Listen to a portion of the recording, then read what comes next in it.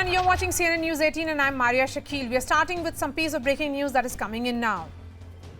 Former Prime Minister Dr. Manmohan Singh has been admitted at the All India Institute of Medical Sciences. He is admitted presently in the cardio department. What we are being told is that he has had fever for the past 3 days and he will be undergoing full body checkup. Let me go straight to Pallavi Ghosh. Pallavi, how's the condition of the former Prime Minister? So as far as his office is concerned, they are saying so far he's stable. He's been running a temperature in the last 3 to 4 days. The temperature is under control, but they don't want to take any chances because he's very, very weak. And, he's been a heart patient. He's had angiography done and cardiac surgery as well. So he's now been admitted and he's undergoing a thorough checkup. Plus, he's also been put on glucose because he's also believed to be extremely weak. And Pallavi, before I let you go, a quick word also on what the doctors are saying. What are you picking up from the doctors at AIIMS? Well, I mean, what they are saying, of course, his condition is stable. These are very sensitive matters, so not many will actually say anything very officially, but we are also being told possibly there could be an official statement which is released by the hospital.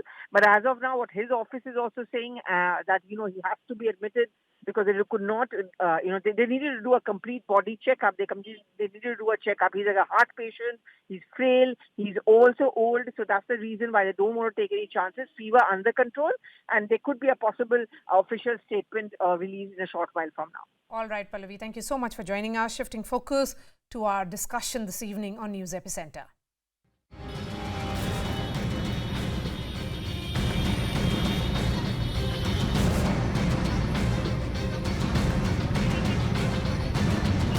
समझ आलेल्या दुसऱ्या दिवशी भूल झाला तिचा हल्ला झाला आपल्या सैनिकांच्यावर. A political firestorm has erupted over the NCB, that is the Narcotics Control Bureau's investigation into the Bollywood drug racket after the NCB raided the Cordelia cruise ship on October 2nd. 20 suspects are in police custody. But the one at the center of the row is Shah Rukh Khan's son, Aryan Khan, who has been in the custody for 10 days, along with Arbaz Merchant, the son of high-profile lawyer Aslam Merchant. Now, no drugs were found on the two, but cocaine, MDMA, charas and other hard drugs were seized, along with over 1 lakh in cash. The NCB has said that both are involved in the procurement and distribution of contraband, adding that they have links to a foreign drug network. The NCB has invoked 4 sections of the NDPS Act, including Section 8C, which has wide provisions from producing, selling, consuming to the export of narcotic drugs or psychotropic substances. Amidst the investigation, the Ghadi government has taken on the NCB, with NCP chief Sharad Pawar himself alleging the misuse of central agencies. The Congress and the Shiv Sena, other constituents of the Ghadi government, have alleged a BJP hand behind this raid, raising the question that if 13,000 people were on board the cruise, then why have just a dozen been singled out? The question emerges, has the NCB just scratched the surface of an international drug racket, or is this a case dominated by politicking both in Maharashtra and on social media? Joining me on the show, Yashwardhan Azad, former IPS officer. B.V. Kumar is former NCB chief. We have Clyde, he is the spokesperson of NCP. Nasir Abdullah, he is an actor in Bollywood, and Swapnil Kothari, senior lawyer. Clyde, I'm going to begin with you. It's an ongoing investigation. Isn't the NCP or the Ghadi government in general, because just about every constituent has been talking about it, are you not trying to influence the investigation by constantly punching holes? How does it say that we're influencing? I mean, there's no question of influencing. I mean, the court it do what it has to do. And nobody's about the law, nobody's about the judiciary. That's a fact that we always believe in, and we'll always believe that for good. Now, the point here is we've raised some pertinent questions which are not being answered. When this whole incident happened, all of us saw the visuals on television, and fair enough, Aryan Khan was there, and the other boys, the girls were there. They all came through. Now, what we noticed, and that's what we brought to light, and that's where the question arises. What we noticed were, on the first day, the first visuals that came out were 2 people.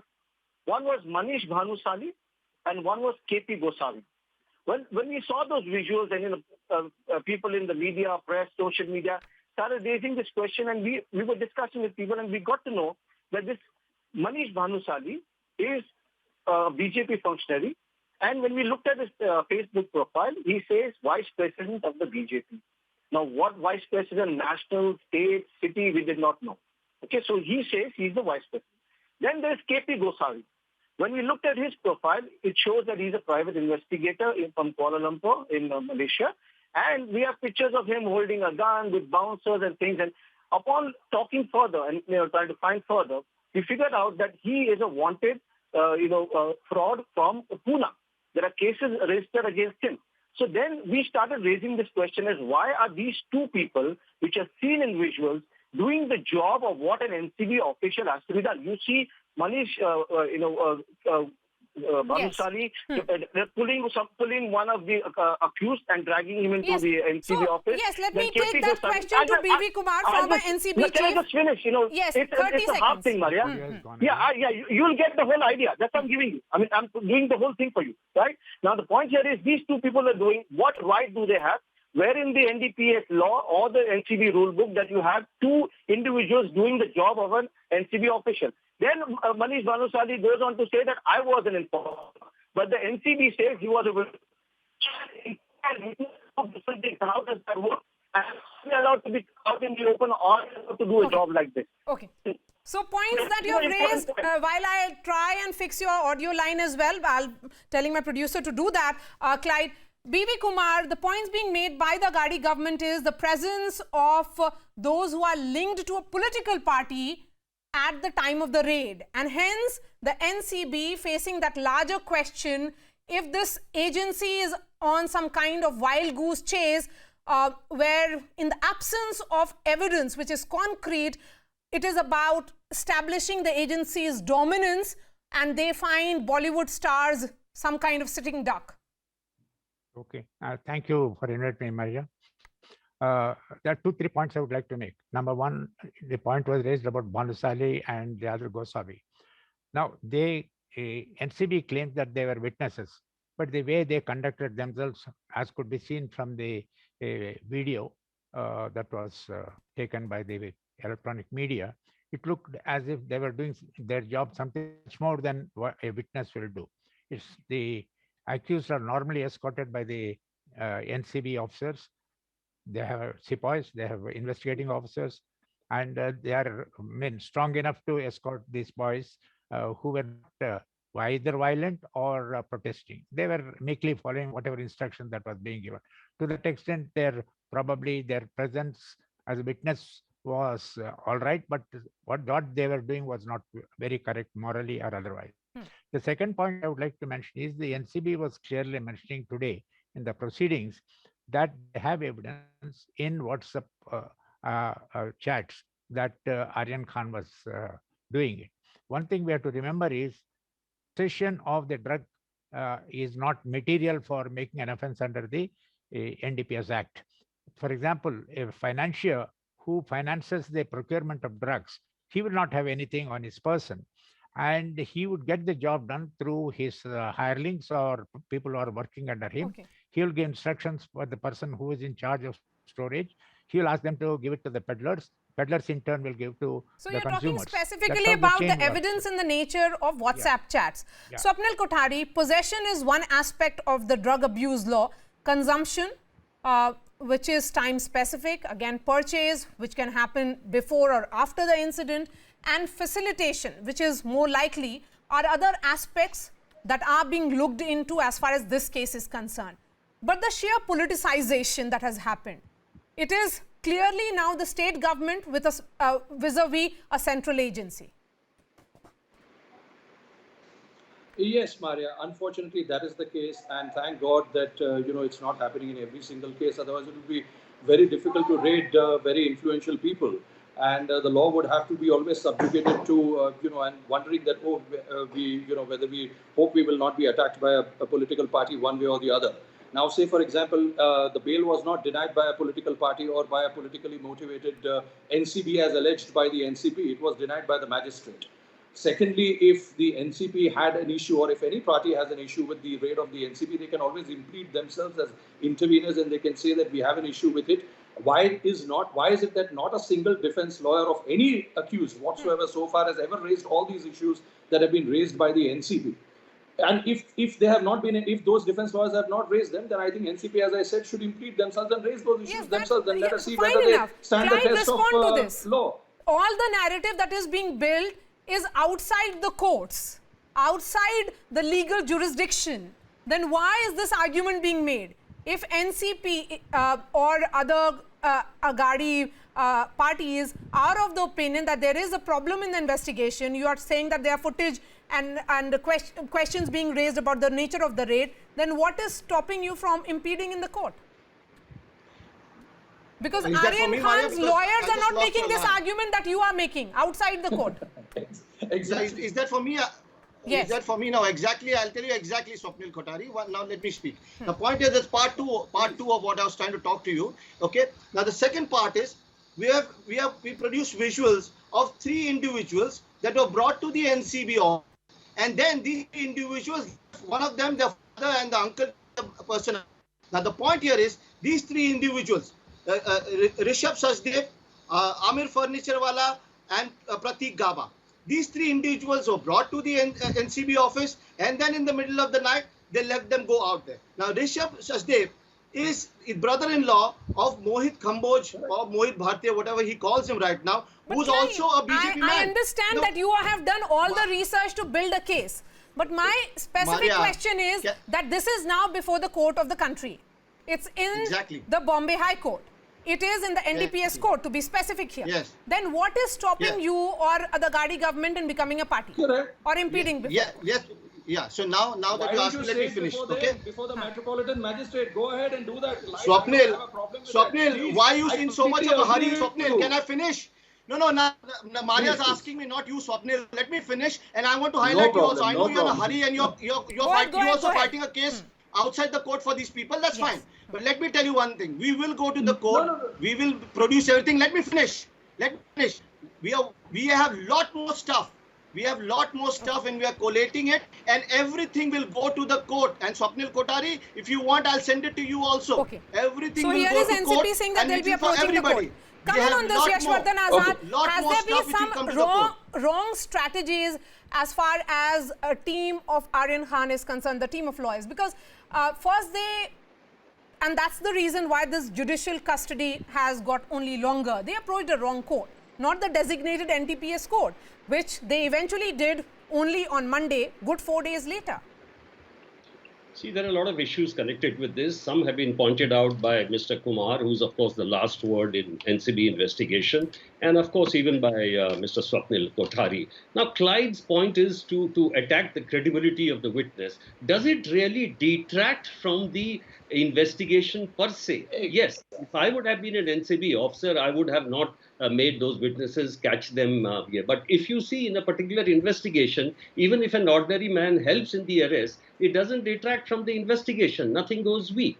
The second point is that there are a lot of issues connected with this investigation which these political parties do not understand. One of the most important points which was mentioned by Mr. Kumar is that there are different verticals in this. You know, the financier is separate, the peddler is separate, and there is this celebrity concept where one celebrity is associated with these so-called rave parties, and obviously a VIP does not carry his own luggage. Now, obviously, in this case, as the NCB had said, there is a greater dimension of connection with the international cartels. You were mentioning right in the beginning, and there is on the surface of it, there is some information regarding it.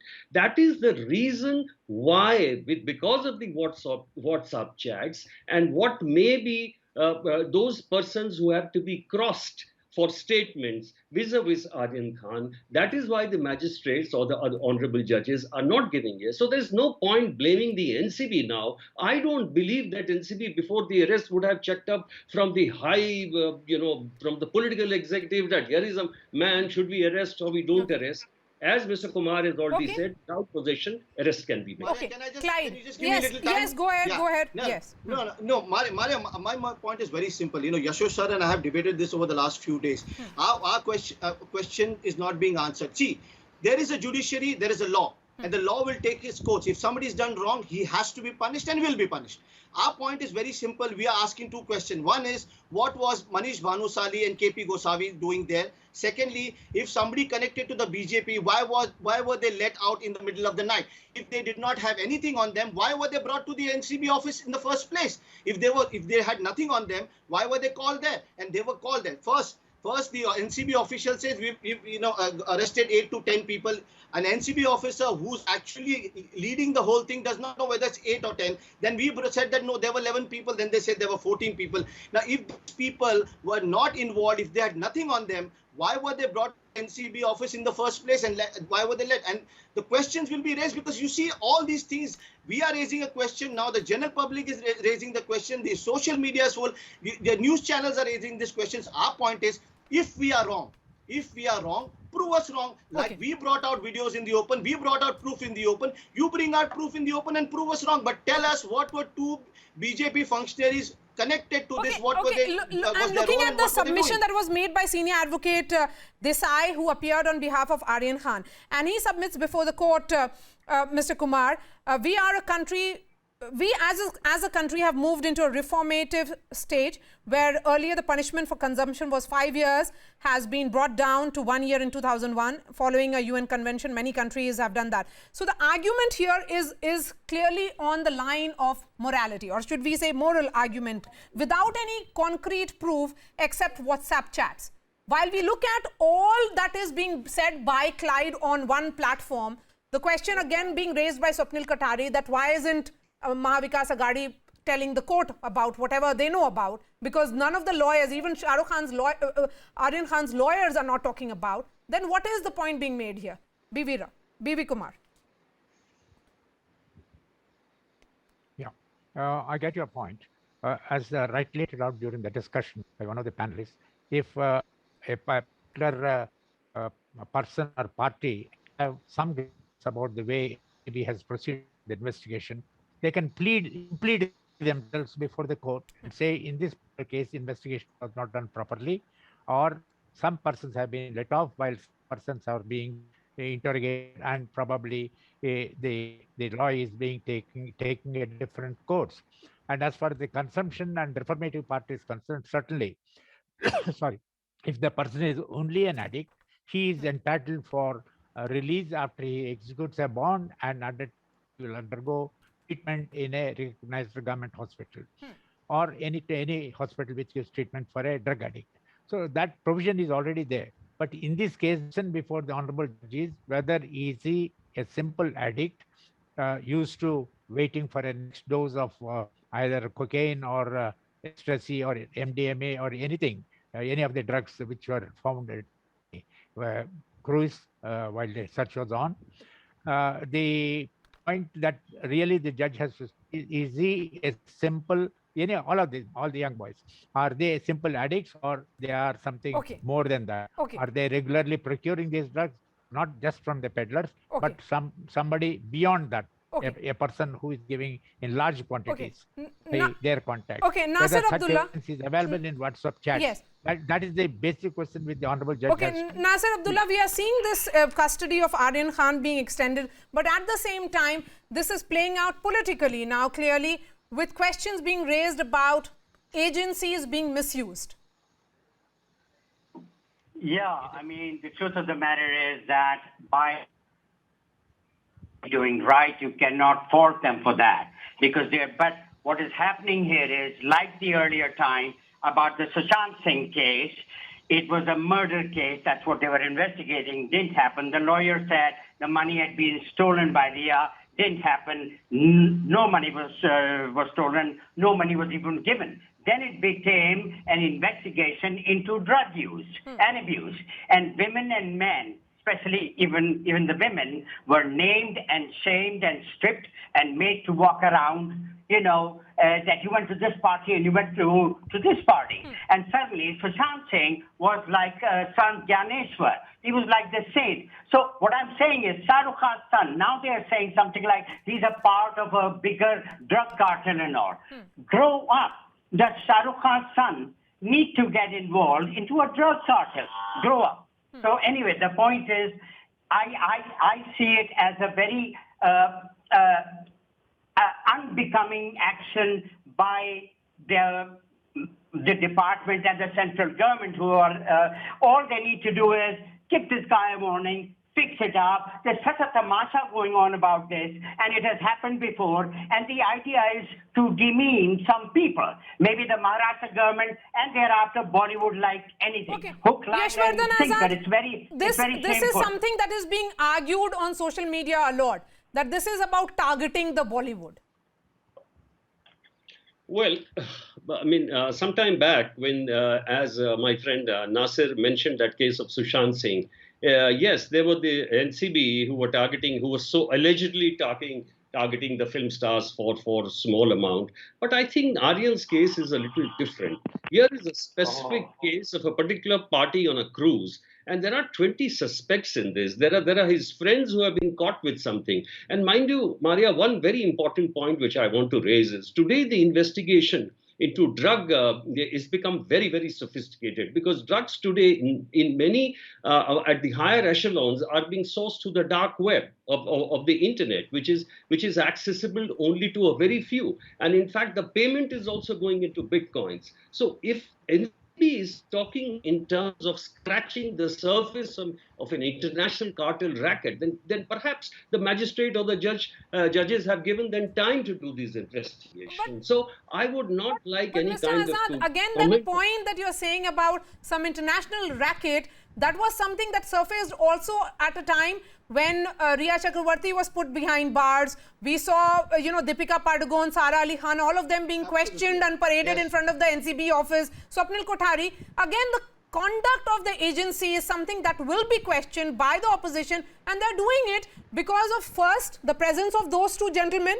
You may say that, even common citizens can be part of raids, but then the larger optics is showing the agency in a poor light. Maria, first of all, I'd like to clarify to Clyde that I'm not a BJP party person. I'm a professional lawyer. I may vote for BJP, but that does not color or taint my objectivity as far as certain things are concerned. Every single point that you have raised is absolutely valid. If you absolutely valid. And the point is that if you have raised those valid questions, I'm only asking you to raise them before law. If you think them to be valid, and if you think that you can buttress those questions, then, but I'm surprised that none of the defense lawyers have even raised this issue. Now, second point to answer Maria, the question that is part of our international racket raises some optics. But what is happening here is that the investigation is an actual part of the CRPC and the IPC as well. So no court of law is going to preempt an investigation by saying that last time you did this, and all the more NCB is going to say that this is nothing but a continuation of that. We are continuing this, we've gathered more evidence, and that is where the NCB is going to put it. Now, as far as coming to the moot point, whether Aryan or anybody else is bailed tomorrow, whoever the people who have applied for bail, Maria, according to me, it is going to be a 50-50 fight tomorrow. Now, if the NCB is able to prevail upon the judge or the magistrate, the honorable magistrate, that we have more investigations, we have more evidence, and it is definitely going to lead us to an international cartel, or we need this person in custody to justify his custody, then the magistrate just may extend that non-bail or extend that custody by some more days. But if the defense is able to show, and I believe personally that if Aryan is going to have his, give his passport, and if he's going to comply with the investigation, I do not see any reason why he or anybody else should be still in custody. Run out of time. You and I will continue this discussion off screen now. Thank you so much for joining us, Yashwardhan Azad, B.V. Kumar, Clyde, Nasir Abdullah, and Swapnil Kothari. Of course, a discussion that will be continuing because the hearing in this particular case will be continuing tomorrow. That's all from me. Thanks so much for watching.